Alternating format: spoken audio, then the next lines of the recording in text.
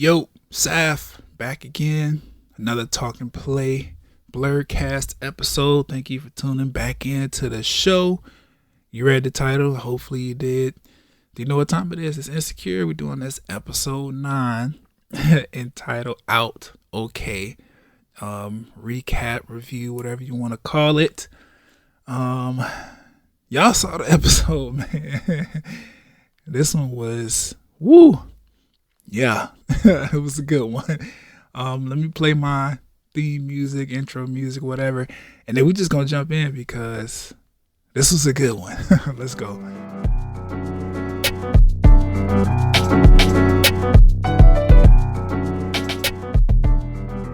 We open the episode with Issa and Nathan touring this nice ass, I guess, apartment, or is it a house? I think it was a house. Nice ass home. I'm like, damn, this shit fire. 2 bedrooms. What it was, 3 or 2.5 bath.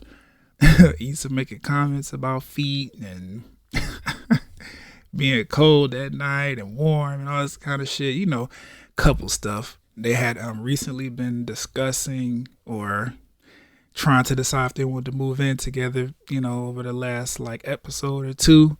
We finally here. They're looking at places. Things get a little awkward for like 2 seconds. I noticed though when Nathan says he don't know what kind of men Issa been living with, and Issa like I don't know, she made this weird face and then she started talking about them all, which I say is weird to me because like, nigga, we grown, we're in our 30s here. Like you don't have to pretend as if, you know, you've never lived with a significant other before. But then that is, you know, obviously because Issa still has Lawrence on the brain for whatever reason. So I guess I get it. I do want to say though that I agree with Nathan. All of us niggas are not the same.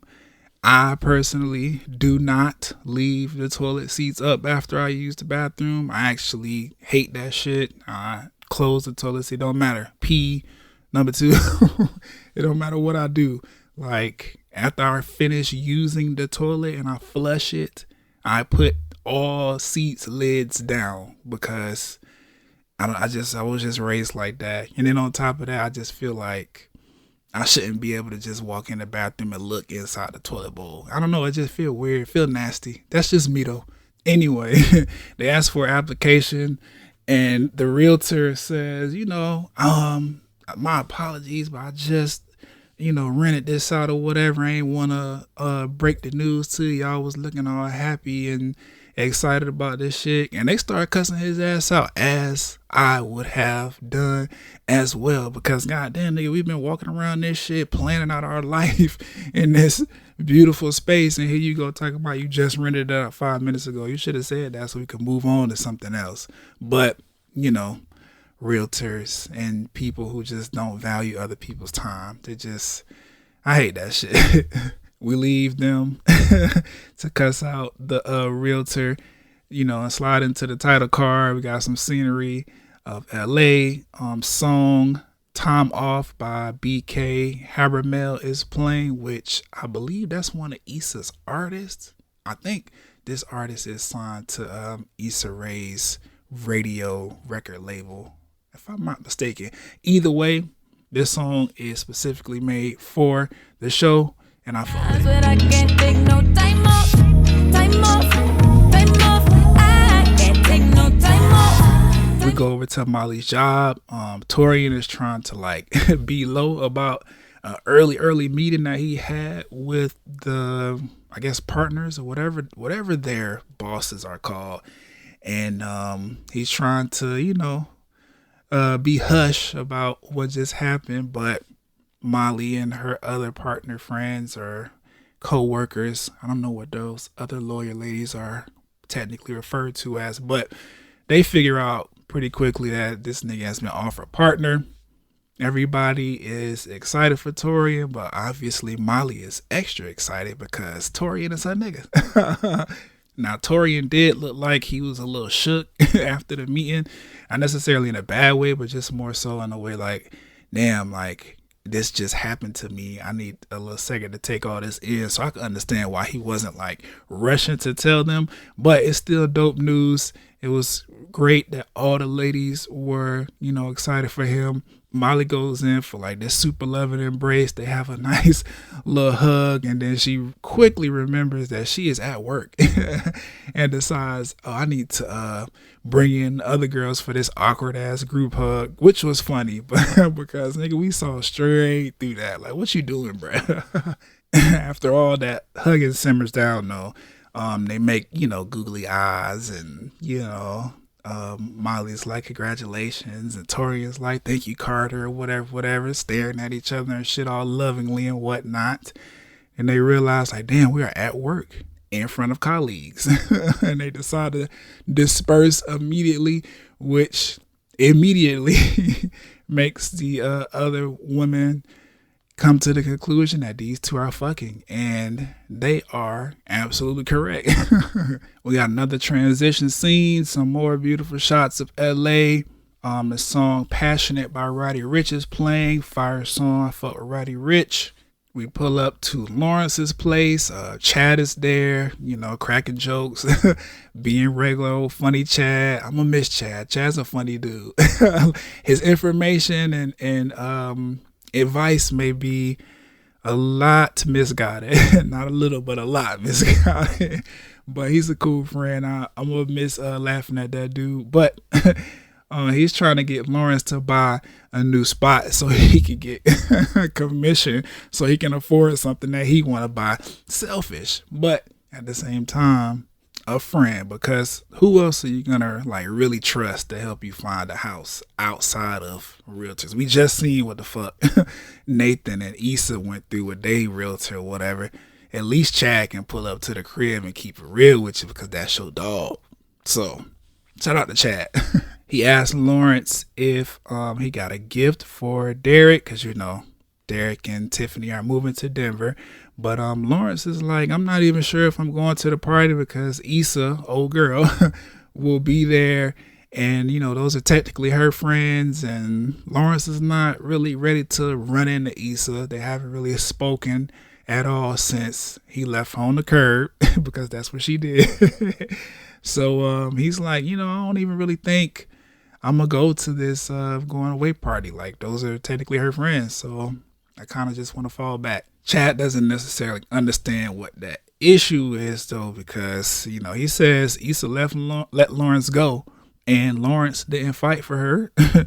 So everything should be cool, which makes Lawrence start to question things again. It's always Chad putting these batteries in Lawrence's back and making his brain turn when it comes to everything. His love life, his business decisions. I don't know. Chad is influential to Lawrence in a way that can be dangerous, but also motivating. It's weird, but I get their dynamic. Chad says Lawrence sits back and lets life happen to him like a nigga waiting on the dock on the bay or some shit. He said it was funny. But Lawrence is like, I could not force Issa to be with me. And I agree, like, what he supposed to do? Be like, no, don't leave me on the curb. We need to talk about this. Like, I want to be with you, and you're going to be with me. Like, nobody finna do that corny ass shit. Like, that's too much. If Lawrence couldn't think of a respectful and dignified way to convey his feelings to Issa in order to get her to, like, reconsider breaking up with him, then yeah, it's best to just give her some space and just understand where she coming from with the situation. I completely understand that. But after Chad, explains what he went through with Leah, like, it gets Lawrence's, brain wheels turning. And in that same process, Chad is deciding he wants to order some quiche, which is very LA. It's very, very LA. I don't sit and order kosher anything, quiche, none of that shit. Whatever the fuck Chad was trying to order, I normally don't get that. But dope. I want to visit LA someday. I'm going to, actually. Can't wait. I feel where Chad was coming from, though. But like I said, Lawrence's circumstances are a little different. Yes, Chad fought to get his wife back after doing dirt, but that's like, typical nigga shit. Lawrence, on the other hand, is dealing with being a new father and, having a job that he wanted to get to and being cool with his baby mama and stuff like that. Like, Lawrence's issues and the reason that he is not with Issa, they're not things that you could just push past with a baby please, like type of energy. Like, him and Issa, if they were to get back together, they need to have like real conversations. Like, I'm cool with my baby mama. We do things together as a family. I have a newborn that I want to be very, very attentive to. My job is also kind of demanding. Like, I cannot just be at your beck and call. It's not going to be how it was before when we was like spending every day and night with each other when we wasn't working. I have other priorities now. And although you are my partner or my girlfriend or whatever the case might be, my fiance, who knows what happens if Lawrence and Issa get back together, you're just going to have to understand there are other people in my life now that are going to take priority in a lot of situations. Are you cool with that? Like, this not a baby, please take me back kind of situation. It's really like, we have to be grown about this because now child's life is in the balance. But transition scene once again, LA scenery, beautiful. Somewhere by Nene is playing. I think that's how you pronounce her name. Take me wherever you wanna go. Somewhere, oh, you got me hypnotized. We keep losing track of time. We arrive at Tiffany's parents' house, which is huge as fuck. That's dope. Nathan and Issa are hand in hand. Shout out to them. But we're finally at this going away party for Tiffany and Derek, where I know for a fact, or I knew for a fact that Lawrence and Issa were going to run into each other and this conversation was going to happen. But we will get there. Issa and Nathan are walking past this like portrait movie screen thing or whatever, some fancy shit that Tiffany's rich ass parents put together, and there's a picture of Issa with braces, which leads and Nathan asked Issa how many times she had braces. Apparently Issa has had braces twice in her life now, because the first time didn't know that was a thing, but Nathan, he handled it as best he could without making Issa feel too completely immature. But the party looks nice as fuck. We got plenty of scenery shots of that.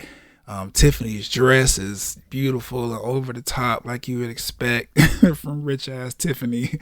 Derek's fitted now, like his jacket, blazer look or whatever. That shit is fire. Kelly got her titties out. They look great. While having a conversation about if they're ready to move, to Denver, Derek offers his toaster, which Issa's like, wait a minute, don't turn that down. Because Nathan was like, nah, I'm straight. Man, Issa's like, wait a minute, does it have a crumb tray? And Derek's like, nigga, don't play me. I got the best shit when it comes to appliances. Like, what you talking about? And all of that leads into, a conversation about Issa and Nathan consolidating, because again, they're moving in together. Kelly is put 2 and 2 together with that. Everybody's, guess I'm not gonna be able to see you in your new place. That's what Tiffany says. But that was a funny scene, just because that crumb tray is vital, by the way. Like, if your toaster don't have a crumb tray, step it up. Like, it's very, very handy to just pull that shit out, dump it in the trash, wash it off real quick, and stick it back in the toaster. Like, get you one. Nathan steps away though to take a phone call, and Issa goes to get drinks. While this is happening, Molly and Tori enter, looking all blissful according to Kelly. She's the comedian here again. Like, I'm gonna miss Kelly too, man. That's funny. Molly introduces Tori and everybody. Kelly has become BFFs with Molly's mom and Issa's mom now as well. Issa's hoping that she could get on the group chat. Kelly is like, I don't think your mom would like that. So the answer is no. But Nathan returns. Apparently Arik lost his key in the shop and will be stopping by to get it from Nathan. Like, remember Arik from the beach party episode that was like more focused on Nathan. Like he's the best friend that eventually ended up with Molly at the end over the other hating ass nigga. Still don't like that man. Torian makes his introduction a little awkward though, talking about a trash gift or whatever. And Derek is like, you brought us trash as a gift? And at first I was like, no, don't let this be his flaw. Like, don't let him be the socially awkward, you know what I'm saying, black man or whatever. Because I feel like Molly would quickly lose interest in a nigga like that. But after, you know, they start panning around and getting shots of like kids and stuff, and then they walk away, and Molly is asking him like, what's going on and whatever. Like, I totally understood. This nigga brought edibles thinking that it would be a different kind of going away party. Of course, he didn't know Tiffany's elegant ass was going to throw this fucking soiree that made you feel like you can only sip wine and eat finger foods all night. But yeah, I understood then, like, oh, this nigga's nervous because that is completely left of the kind of thing that you would bring to this kind of function. But at the same time, like, Tiffany, you know, she be down, so he just don't know her yet. So I get why he was like, you know, worried. But Molly eases his mind. She decides like, hey, you know what? I'm gonna take an edible with you. So let's do this together. Let's consider this a celebratory endeavor for you making partner. So down the hatch the edibles went. As they are swallowing those, in walks Lawrence, Condola, and the baby.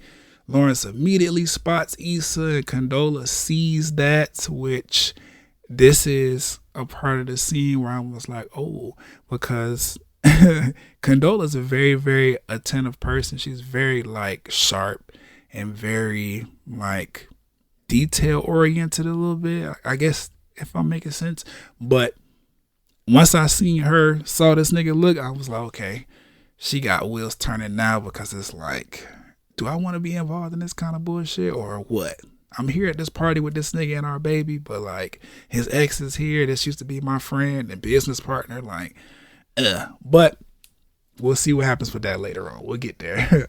As Condola is, you know, taking off to go to the bathroom and giving Baby Jaw the pacifier, Issa spots them as Nathan is grabbing some fire mac and cheese balls, which I never wanted to taste mac and cheese balls so much in my life. I feel like I've had a mac and cheese ball before, but I don't know. Tiffany's mac and cheese balls, Tiffany and Derek's mac and cheese ball, them shits was looking fire. And everybody wanted them. So, shit. Even Nathan was like, hell yeah, let me get a mac and cheese ball. And Issa followed suit after she got her eyes off of Lawrence, but she bit into that motherfucker and almost burned every inch of the inside of her mouth. that mac and cheese ball fell out of her mouth so fast. They're hot, man. Be careful. Nathan spots Lawrence in that moment as well and decides to ask Issa about him. Issa, you know, reveals, you know, he moved back a while ago. Nathan's checking the temperature on that. He's prying a little bit. Like, oh, you know, he moved back, to be closer to his girl and their baby. And Issa's like, you know, I guess so. So they awkwardly have to deal with that information right there on the spot. So Issa's like, hey, let's get another drink. You want another drink? And they head over to the drink table. Amal and Tiffany have a moment, which is funny. She puts him on to Rolando, which Amal is hilarious how quick he took to that man, but we'll get there. Tiffany has an announcement to make, and, you know, she's clinking glasses. Everybody listen up.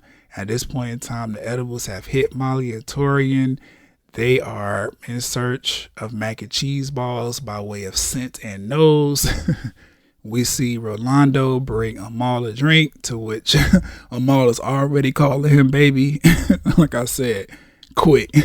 Tiffany and Derek are sharing kind words to all their guests, you know, thanking them for showing up or whatever. And, you know, Tiffany keeps throwing out these random facts about Denver. Obviously, she's still not in the best mood about having to move and leave her friends, but she trying to do her best. But in this moment, Issa and Lawrence lock eyes. I'm just like, here we go. They have officially made eye contact. It's about to go downhill from here between these two. That's what I was thinking anyway. We focus on Tiffany. She's telling Issa there's no one else in her life like Issa, which that felt like a jab, but at the same time, like, if you look at it a different way, it's kind of dope just to be one of a kind to somebody, even though I feel like it was more in the middle, not necessarily on the kind-hearted side, but it's Tiffany, so we know she fuck with Issa. Chad wants a special message, but Dro walks in, and Molly's like, oh shit, out loud again. Edibles have kicked in, so yes, everybody can hear you, Molly. Chad is mad about not getting that shout out dose.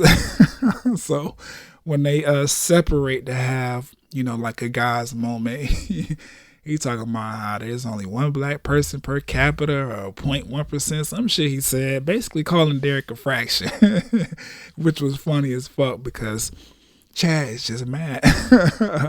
But the guys end up huddling up, and Lawrence and Nathan get into this dumbass back and forth about barbecue, which I'm like, come on, bro.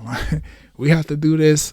I get why Lawrence is being aggressive when it comes to Nathan, and I also get why Nathan is standing his ground, but it's like, nigga, barbecue, really? This is what y'all want to have a pissing match over?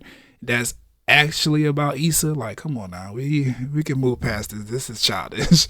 This is what I'm thinking anyway, as a grown man. Like, I'm not finna be going back and forth about no nigga talking about some barbecue. If you feel like LA got good barbecue, that's great. I'm from the South, nigga. South tend to have better barbecue than anywhere else in the country. It just is what it is. I'm always rep for home. You gonna always rep for home? Why are we going back and forth? Torian called it though. A lot of tension right here. Amal interjects though.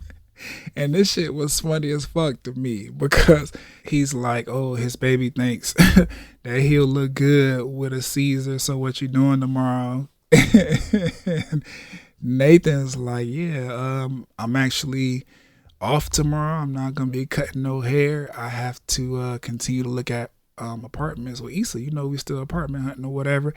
And this cracks Lawrence's face, but what took me out was Amal, that sip and look that he gave to Lawrence after Nathan was like, oh yeah, me and Issa still apartment hunting or whatever. That shit had me rolling. He looked just like a fucking meme, bro. That shit was so funny. But Torian tries to Postmate some barbecue to like break up the tension a little bit. Obviously, he's also high off the edible as well, which is why he's so focused on this. But Derek and Chad have a quick little moment to kind of ease Chad's mind or whatever. Derek lets him know, like, we friends outside of this nigga Lawrence. Like, just because I'm moving away, that don't mean we not gonna talk no more. We gonna stay friends. I'm still gonna hit you up, and that eases Chad's mind because he was assuming, I guess, that he was never going to hear from Derek again, which is why he was so like excited about this ill briefcase that he got. Like, it's weird, but we come to find out later, or I found out later after the episode, watching Prentice Penny's Instagram live with Lawrence or whatever, that whole moment with this ill briefcase or whatever, all this shit between Chad and Lawrence and Chad and fucking Derek, like, that was Chad doing a lot of improv, which, again, funny nigga, bro, so I was cool with it. We go to the kitchen though, and the girls are having champagne. Even Kelly, who says, bitch, I'm evolved now. You know what I'm saying? Like, this don't got no alcohol in it, which champagne absolutely does. But the diet is evolving. The LA diet has evolved. So we drinking champagne now. I'm with it. Tiffany reveals though that she's coming back for Molly's birthday, and the girls decide that at the very least they need to at least come together for birthdays, like course, they're gonna be busy and in different parts of the country or whatever. But they can make it back for birthdays, and I fuck with that because as friends, as you get older, whatever, you do realize you don't have as much time as you used to spend with your friends, your best friends even. But birthdays, y'all got to come together. At least, birthdays or holidays. This leads to a hilarious moment, right?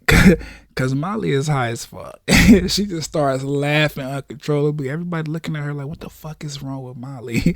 Kelly taking a step further, like, what the fuck is wrong with this bitch? And decides, you know what? Let me slap some sense into this motherfucker. To which she promptly does. Slap. And then we get the full story.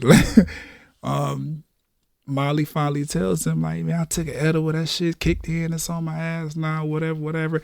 And everybody's like, cool, but listen, Kelly says, listen anyway, if you're going to be doing drugs, you need to tell me so we could do it together since we're going to be working together. Which I thought that was dope because they did a good job together during the estate planning or whatever for Molly's parents. I know they're going to be doing Issa's mom next or whatever. If this is where, we going or whatever, as far as Kelly's, personal business trajectory or whatever, I'm fucking with that. I think her and Molly do make a good team. Molly's the lawyer side or whatever, and Kelly's the financial side, but she also has the people skills or whatever to tie everything together. I don't know. They should turn that into some kind of business. I think they will, but this is dope.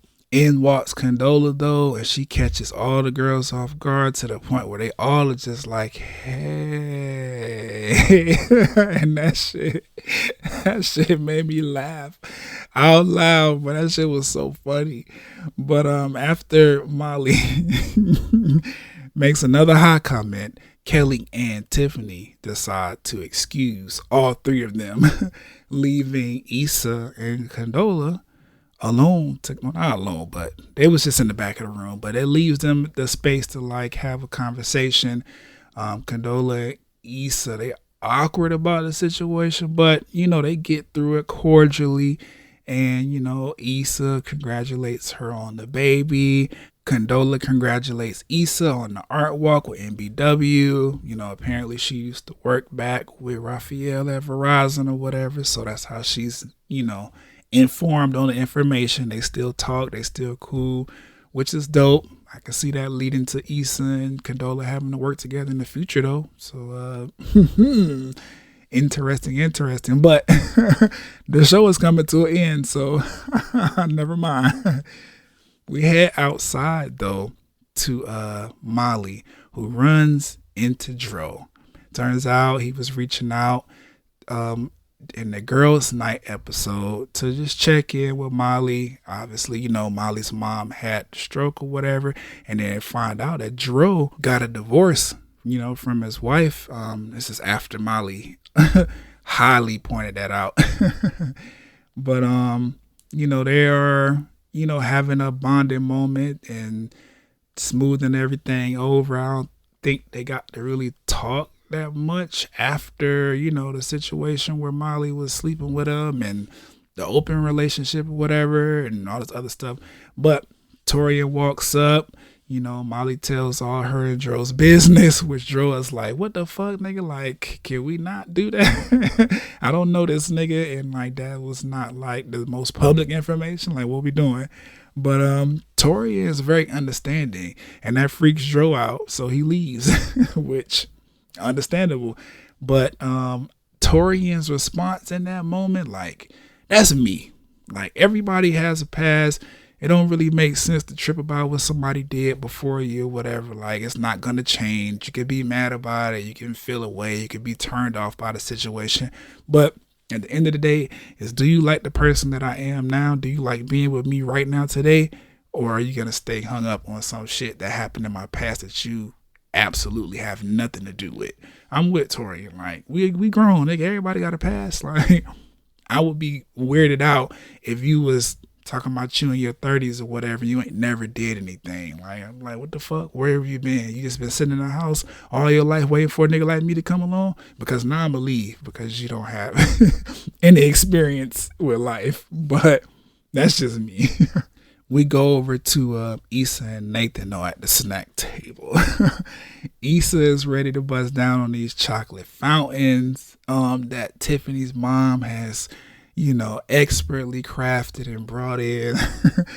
She got the colorful cookies, the macaroons. Like, Issa's hyped about this table, and I am too. Shit, I'm looking at that shit like, goddamn, wish I was there. But, Nathan is being a little distant. Obviously, still not really feeling shit after that dumb barbecue conversation he had with Lawrence. So, he's like, you know what? I'm going to head out real quick. Arik is here. Let me just give him my keys. And then I'll be back. Which leaves Issa confused because she's like, I thought everything was straight. Why are we distant right now? We go over to Lawrence's side of the party, though. Up and Down by Six Buzz, Pressa, and Houdini is playing. That was a dope little song. Wish I could have heard more of it, but I have it for you. Yeah, Gucci linen pattern match my kick. She got them big old titties match her hip. And my niggas better, you get picked. Lawrence tries to relieve Condola of baby duties, but she's like, I'm good or whatever. She tells him she talked to Issa, and he responds awkwardly, of course. But Condola felt good about the conversation, according to her, whatever. And I felt like in this moment, right, because that conversation between her and Issa was a little awkward. I feel like they did smooth some things over a little bit. I feel like they are in a better place now that they have had like a quick conversation or whatever.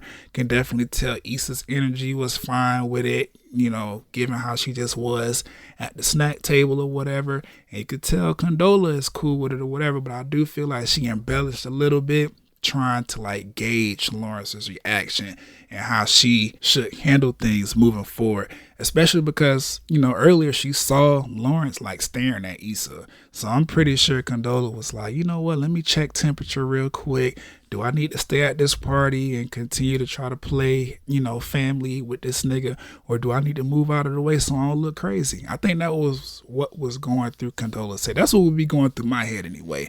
Like, I know how this nigga's acting, I know how this girl is acting. Do I want to be in the middle of that, or do I need to remove myself? She decides, though, it's time to take the baby and go. She tells Lawrence he should make the most of his time because it'll probably be the last time he'll see everybody together for a while. And that gets Lawrence's wheels to turning as he sees Issa walking by on the other side of the pool. We don't get to see it just yet, though. We go outside with Nathan, who is meeting Arik to give him the shop keys. Arik got Molly on the brain, as he should, because my dog Molly is the moment. Molly is that girl, you know what I'm saying? She done came a long way. That therapy been working out. I'm proud of Molly, man. Really, really proud of Molly. Beautiful. You know what I'm saying? She found her a good nigga. The job is going well. Like, Molly is probably going to go down as the biggest success story of Insecure, and I am happy about it. But obviously Nathan isn't feeling Lawrence, so he confides in Arik about the whole barbecue situation. Arik's talking about, I don't know what that means, but I don't like it, and I'm with him because my nigga come to me talking about my lady X and they're tripping. We had this stupid conversation about X, Y, Z or whatever. I'm like, I don't give a fuck what y'all talking about. I don't like that energy that this nigga done made you feel, and now you putting out here over on me. So let's go inside and handle that. But he gives bad advice just like Chad does to Lawrence. But Nathan is not Lawrence, so he decides, you know what? Like, no, we don't need to run him a different kind of fade. You want your barber puns or whatever. I'm going to just go back in here and keep it cordial, which dope as fuck because Nathan, being a self-aware individual, having to be because, grown, mature, and then also it's very helpful when keeping, his mental together so that he don't have no episodes and no shit like that. I'm just glad that he is one of the niggas in Issa's life that is like, you know what? I'm going to continue to stay on this, good path with my mental, whatever. I'm not going to let nobody's bad advice trick me out of my sanity. I really, really like Nathan for that, because I'm that kind of nigga as well. Not necessarily mental disorders or anything like that, but I'm very, very self-aware, whatever. Like, it takes a lot to get me to do something very stupid and rash and just impulsive. I'm not that kind of dude. Like, I'm very logical. I think about things before I do them or whatever. I try to make the best decision. I try to plan ahead. It don't work out all the time, but you know what I'm saying? I'm intentional at least, and that's what I appreciate about Nathan, the intention. I will say though, in this moment, like, I got a little nervous, right? Because he's standing outside of this party. Art got his whip right there. I was worried. I was like, damn, is Nathan about to just ghost Issa after this little bullshit conversation that him and Lawrence had about this stupid ass barbecue or whatever? But thankfully, he was like, I'm just gonna go back in and be cordial. I was like, yes, like, we moving past the ghosting thing. We cannot do this to Issa no more. Like, we're not finna do this to this girl. Like, Issa does not deserve that. Like, you need to go in there, either tell her what the fuck is going on, or you need to let it go and continue to be a good boyfriend like you've been doing. The sun has set though, and it's nighttime. The party looking even better at night, which, shout out to Tiffany. All her money, all her parents' money, all the money Derek makes. Like, this shit is nice. This is a dope party. That house is fucking beautiful. Outside and in. Shout out to them. But it's nighttime, like I said, and we back with high ass Molly and Torian, who are scouring for mac and cheese balls. And insulted the Tartar man to get the fuck out the way. Like, these niggas are high. Molly suggests we should just go find the source. And they did. They get in that room, they see all them fucking finger foods sitting on all them platters, and they start going in. The servers return though to get the next, trays to move out into the guest area, and these niggas decide they want to hide in the closet. They ended up hiding in this pantry. They talking about how much of a good time they're having together. Molly confesses that she's scared about Torian getting tired of her. Torian lets her know that can't happen because I was already tired of your ass when I first met you. I hated you, whatever. Nah, I fuck with you, so we good. And they have sex in the pantry. And I was like, yeah, I'm fucking with that, because what better way? You at a party for your friends, going away or whatever, y'all adults, y'all high, just enjoying the vibe of the night. And we in a room to ourselves, even though it is a pantry. We do have this space to ourselves. Let's get a quick one in real quick. Shit, let's turn it up a notch, because that's how much we fucking with each other right now. I'm fucking with it. I'm with that. No problem to me. Except for, get caught, and then there's food in here, and then you niggas are high as fuck. But that's beside the point. We grown. We don't gotta worry about that. This is my best friend, or this is Tiffany and this is Tiffany and Molly. They friends or whatever, so they ain't gonna trip. But shout out to Torian and Molly. Success story, man. We go outside to Issa though, who is throwing away some trash. She walking around the corner, and boom, Lawrence motherfucking ass run into her, scares the shit out of Issa. That scream was real. It had to be. Issa couldn't act it out. Talking about she throwing something in the trash, la basura in Spanish, which she's right. Basura is trash in Spanish. He asked, and they talk, and asked why she called him last month, and at the girls' night or whatever. She says it was a mistake, but not a mistake as in I did not mean to call you, just a mistake as in like I shouldn't have called you. But Lawrence is like, man, let's go. He bears it all, asking her if she happy and all this shit or whatever, saying, I'm not happy when I'm not with you. I love you, Issa. Like, I just want to be with you and all this other shit. And in this moment, this is where I'm a little conflicted, right? Because I'm like, I guess fight for yours, fight for what you want or whatever, if that's how you feel and all this other shit. I don't have no problem with you expressing your feelings and all this other shit.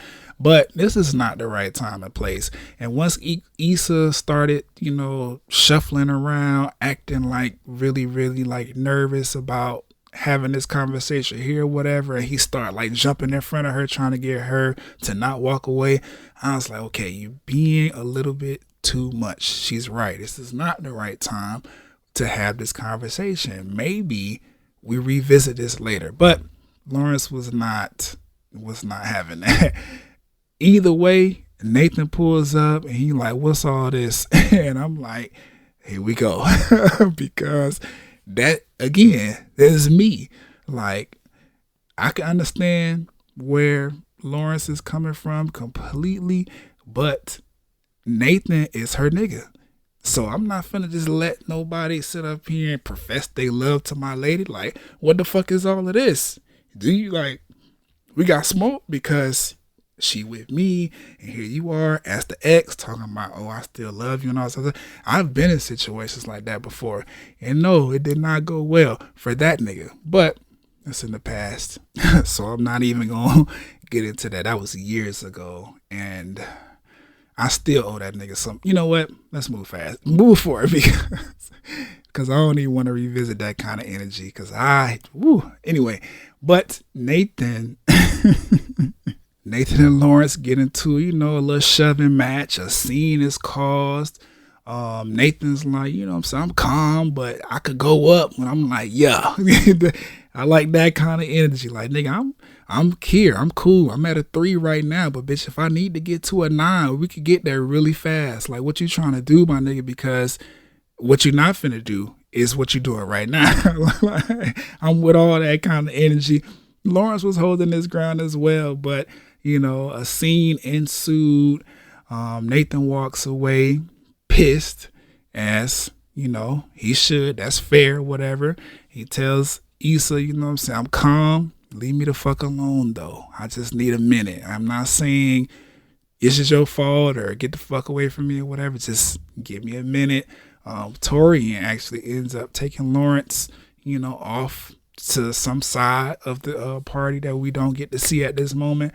But Molly is asking Issa, like, girl, you okay or whatever? It was very, very great that they just so happened to walk out of their closet sex right at this time, because I don't know, things might have went differently had Molly and Torian not intervened and gotten, a few other people to jump in, because them niggas was ready to brawl and I was with it. But episode ends there and we have the credits rolling to song Hazel Chandelier by Rum Gold. Wow. So episode 9, that shit was, like I said, man, it was a good one. Dope episode. I really like it. These are my thoughts on the situation. As much as I hate seeing these grown men butt heads over a woman, because I just feel like that's corny on both sides. Not necessarily that Nathan did anything wrong, and not saying that Lawrence shouldn't have gotten the opportunity to have one last conversation with Issa about his feelings and all of that shit.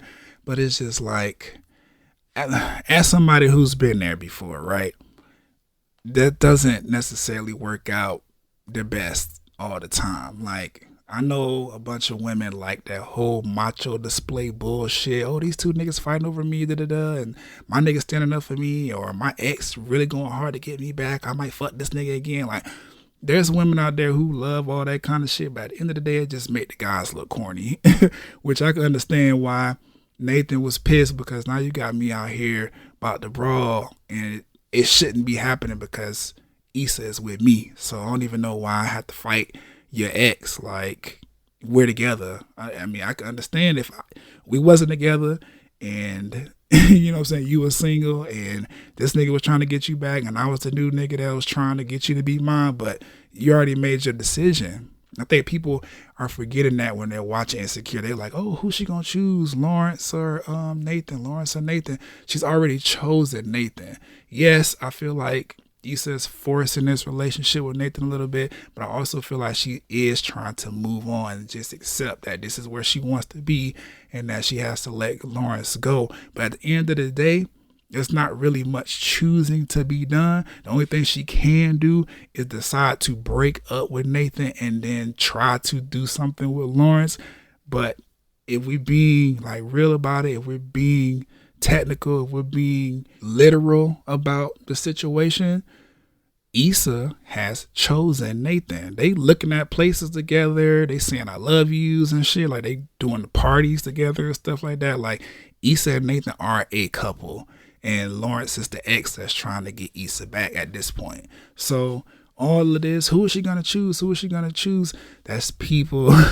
That's people who just really want Issa and Lawrence to be back together. But you have to think about it. Like she kind of already chose. Cause look at it like this: you can't say, "Oh, who is she gonna choose, Nathan or Lawrence?"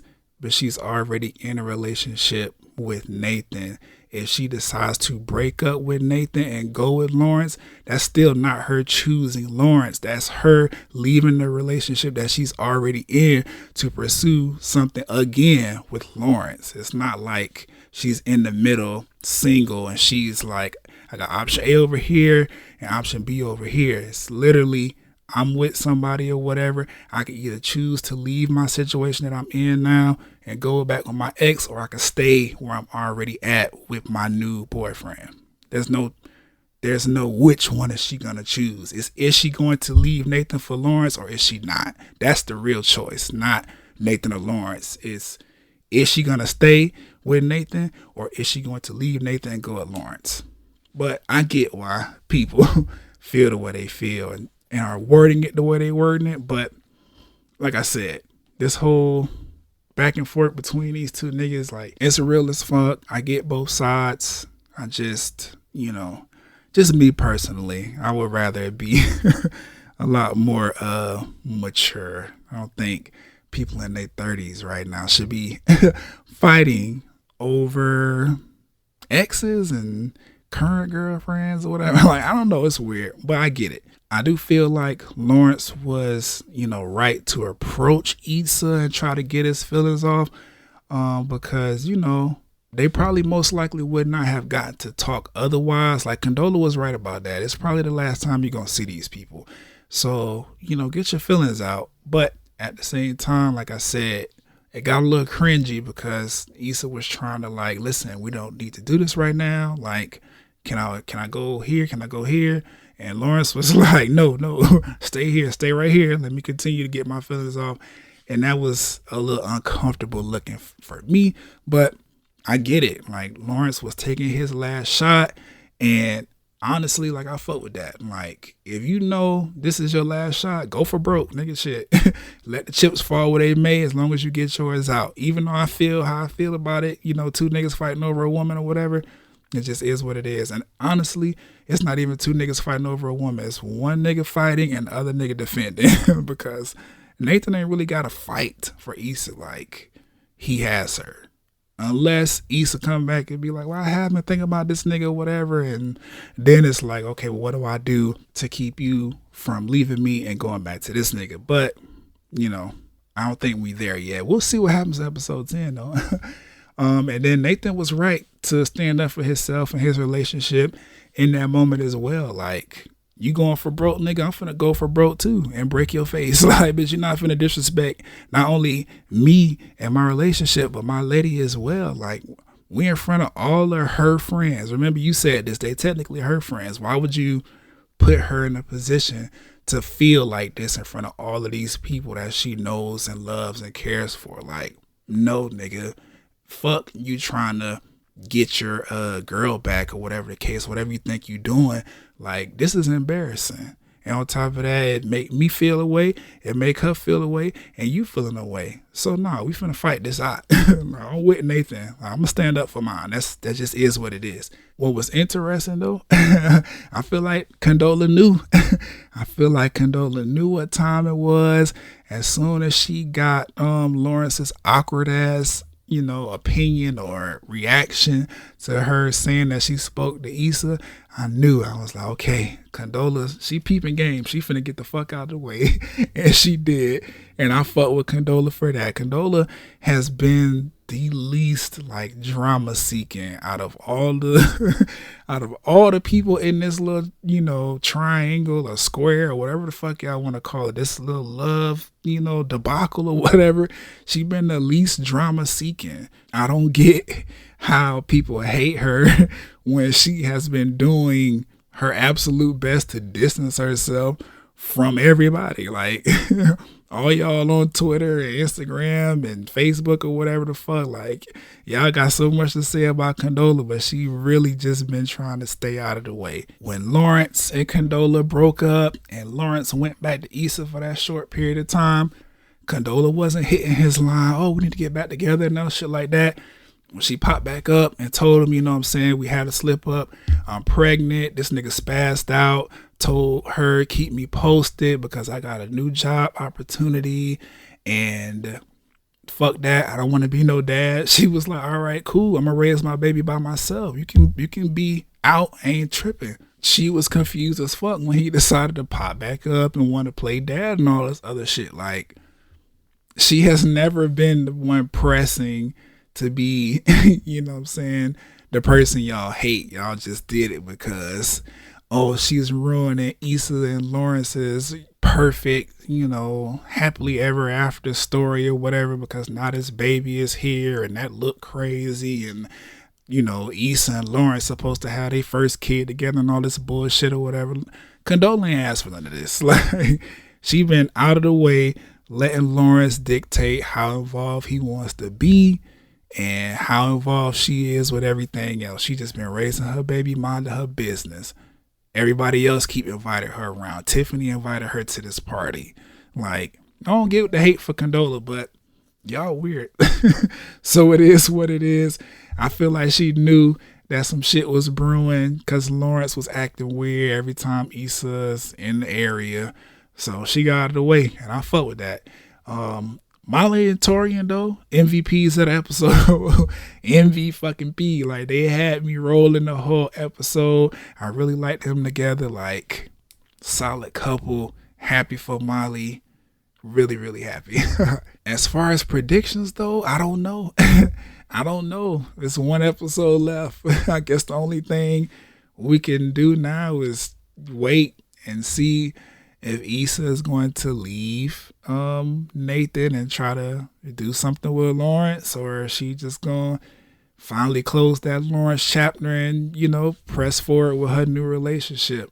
I do think that she's going to find a way to work both MBW and Crenshaw. That is a prediction I have. I think she's going to do the middle thing instead of just picking one or the other. Because remember, we focused on, Nathan, Lawrence, and Issa, but Issa's, financial life, her career life, that shit is still in the balance. She still has not decided. We heard her mention that in the beginning of the episode when she was looking at the apartment with Nathan. She was like, it's close enough where I could take the train to MBW or I could walk to Crenshaw. She still has not decided what she's going to do. I think she's going to find a middle ground though at that. And then obviously Nathan and Issa are going to have a conversation about everything that took place with Lawrence. And we're going to have some, tough revelations. That's pretty much all I got for predictions. But episode 10, the series finale, man, that sucks. The series finale is coming and we'll get all these questions answered and hopefully get some kind of news about a spinoff. I don't know. I know they're doing like after series episode, like I don't know what to call it, a farewell after review kind of thing. I don't know. It looked dope or whatever, but yeah, I'm excited. So I'll catch y'all on the review for the series finale of Insecure season 5, episode 10. I'm out. I'll catch y'all on the next one.